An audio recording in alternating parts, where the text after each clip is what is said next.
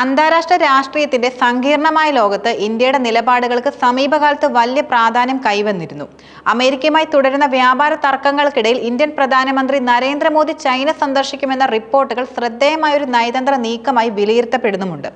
August 31 മുതൽ September 1 വരെ ടിയാൻജിനിൽ നടക്കുന്ന ഷാങ്ഹായ് സഹകരണ സംഘടനയുടെ ഉച്ചകോടിയിൽ പങ്കെടുക്കാൻ വേണ്ടിയാണ് മോദി ചൈനയിലെത്തുന്നത്. ഈ സന്ദർശനം കേവലം ഒരു ഉച്ചകോടിയിലെ പങ്കാളിത്തത്തിനപ്പുറം ആഗോള ശക്തി കേന്ദ്രങ്ങൾക്കിടയിൽ ഇന്ത്യയുടെ സ്ഥാനം ഉറപ്പിക്കുന്നതിനുള്ള ഒരു തന്ത്രപരമായ നീക്കമായി കാണപ്പെടുന്നുമുണ്ട്.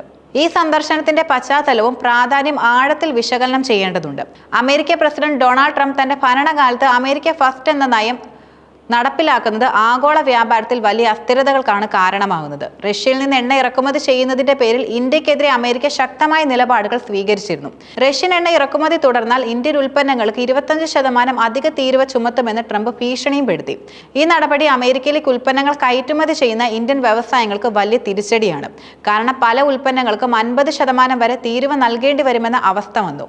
ഈ നീക്കത്തെ ഇന്ത്യയുടെ വിദേശകാര്യ മന്ത്രാലയം അന്യായം, നീതീകരിക്കാനാവാത്തതും യുക്തിരഹിതവുമെന്ന് വിശേഷിപ്പിച്ച് ശക്തമായി തന്നെ എതിർക്കുകയും ചെയ്തു. ഒരു പരമാധികാര രാഷ്ട്രം എന്ന നിലയിൽ സ്വന്തം താൽപര്യങ്ങൾക്കനുസരിച്ച് വ്യാപാര പങ്കാളികളെ തിരഞ്ഞെടുക്കാനുള്ള അവകാശം ഇന്ത്യക്കുണ്ടെന്ന് റഷ്യൻ വക്താവ് ദിമിത്രി പെസ്കോവ് പ്രസ്താവിച്ചുകൊണ്ട് ഇന്ത്യയുടെ നിലപാടിന് പിന്തുണ നൽകിയതും ഈ വിഷയത്തിൽ ഇന്ത്യ ഒറ്റയ്ക്കല്ലെന്ന് വ്യക്തമാക്കുന്നുണ്ട്. അമേരിക്കയുടെ ഏകപക്ഷീയമായ നീക്കങ്ങൾക്കെതിരെ ഇന്ത്യ പ്രതികരിക്കുന്നതിന്റെ ഭാഗമായാണ് റഷ്യയുമായുള്ളതും ചൈനയുമായുള്ളതുമായ ബന്ധങ്ങൾ ശക്തിപ്പെടുത്താനുള്ള ശ്രമങ്ങൾ കാണേണ്ടതും. പ്രധാനമന്ത്രി നരേന്ദ്രമോദി ചൈന സന്ദർശിക്കുന്നതിന് പല കാരണങ്ങളുണ്ട്. ഗാൽവാൻ താഴ്വരയ്ക്ക് ശേഷമുള്ള ആദ്യ സന്ദർശനം 2018 ശേഷമുള്ള മോദിയുടെ ആദ്യ ചൈനീസ് സന്ദർശനമാണിത്. ഇതിനിടയിൽ ഗാൽവാൻ താഴ്വരയിൽ നടന്ന സൈനിക ഏറ്റുമുട്ടലുകൾ ഇരു രാജ്യങ്ങൾക്കുമിടയിലുള്ള ബന്ധം വഷളാക്കിയിരുന്നു. ഈ സന്ദർശനം ഇരു രാജ്യങ്ങളും തമ്മിലുള്ള ബന്ധം സാധാരണ നിലയിലാക്കാനും അതിർത്തി തർക്കങ്ങൾ പരിഹരിക്കാനും ഒരു സാധ്യതയും തുറന്നു. ഉഭയകക്ഷി ബന്ധങ്ങളിലെ മരവിപ്പ് മാറ്റാൻ ഈ കൂടിക്കാഴ്ച സഹായിച്ചേക്കാം. അമേരിക്കൻ വ്യാപാര ഭീഷണികളുടെ പശ്ചാത്തലത്തിൽ ചൈന സന്ദർശിക്കുന്നതിലൂടെ ഇന്ത്യ അമേരിക്കൻ സമ്മർദ്ദങ്ങൾക്ക് വഴങ്ങില്ലെന്ന ശക്തമായ സന്ദേശവും നൽകുന്നുണ്ട്. ലോകത്തൊരു ഏകധ്രുവ ലോകമായി കാണാതെ വിവിധ ശക്തി കേന്ദ്രങ്ങളുമായി സന്തുലിതമായ ബന്ധങ്ങൾ നിലനിർത്താൻ ഇന്ത്യ ആഗ്രഹിക്കുന്നുവെന്ന് ഇത് വ്യക്തമാക്കുകയും ചെയ്യുന്നു. അമേരിക്കയുടെ താൽപര്യങ്ങൾക്ക് മാത്രം വഴങ്ങുന്ന ഒരു രാജ്യമായിരിക്കാൻ ഇന്ത്യ ആഗ്രഹിക്കുന്നില്ല. ഷാങ്ഹായ് സഹകരണ സംഘടന പോലുള്ള ബഹുമുഖ സംഘടനകൾ അമേരിക്കയുടെ സ്വാധീനത്തിൽ അല്ലാത്തതിനാൽ ഈ ഉച്ചകോടിയിൽ പങ്കെടുക്കുന്നത് ആഗോളതലത്തിൽ പുതിയൊരു ശക്തി കേന്ദ്രം രൂപീകരിക്കുന്നതിനുള്ള ഇന്ത്യയുടെ താൽപര്യം വ്യക്തമാക്കുന്നുണ്ട്.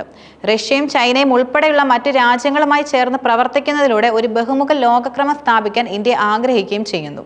ഇത് ഇന്ത്യയുടെ സ്വതന്ത്രമായ വിദേശ നയത്തിന്റെ ഒരു പ്രതിഫലനമാണ്. ഇന്ത്യയും ചൈനയും തമ്മിലുള്ള ബന്ധം വളരെയധികം സങ്കീർണവുമാണ്. വ്യാപാര മേഖലയിൽ ഇരു രാജ്യങ്ങളും വലിയ പങ്കാളികളുമാണ്. എന്നാൽ അതിർത്തി തർക്കങ്ങളും സൈനിക ഏറ്റുമുട്ടലുകളും ഈ ബന്ധത്തിൽ എന്നും ഒരു വിള്ളൽ ഉണ്ടാക്കുന്നു. മോദിയുടെ ഈ സന്ദർശനം ഇരു രാജ്യങ്ങൾക്കുമിടയിലെ വിശ്വാസം തിരികെ കൊണ്ടുവരാനും ഭൗമരാഷ്ട്രപരമായ വെല്ലുവിളികളെ ഒരുമിച്ച് നേരിടാനും സഹായിച്ചേക്കാം. പ്രത്യേകിച്ച് അമേരിക്കയുടെ ഏകപക്ഷീയമായ നയങ്ങൾ ഇരു രാജ്യങ്ങൾക്കും ഒരുപോലെ ഭീഷണിയാകുമ്പോൾ. ഉച്ചകോടിക്കിടെ ചൈനീസ് പ്രസിഡന്റ് ഷീ ജിൻ പിങ്ങുമായി മോദി കൂടിക്കാഴ്ച നടത്താൻ സാധ്യതയുണ്ടെന്ന റിപ്പോർട്ടുകളാണ് ഈ സന്ദർശനത്തിന് ഏറ്റവും വലിയ പ്രാധാന്യം നൽകുന്നത്. ഗാൽവാൻ പ്രശ്നത്തിനു ശേഷം നടക്കുന്ന ഈ കൂടിക്കാഴ്ച ഇരു രാജ്യങ്ങളും തമ്മിലുള്ള ഉഭയകക്ഷി ബന്ധത്തിൽ ഒരു പുതിയ അധ്യായം തുറക്കാനുള്ള സാധ്യതയുമുണ്ട്. അതിർത്തി തർക്കങ്ങൾ, വ്യാപാര അസന്തുലിതാവസ്ഥ, ഭീകരവാദത്തിനെതിരായ സഹകരണം തുടങ്ങിയ വിഷയങ്ങൾ ഈ ചർച്ചയിൽ ഇടം നേടിയേക്കാം.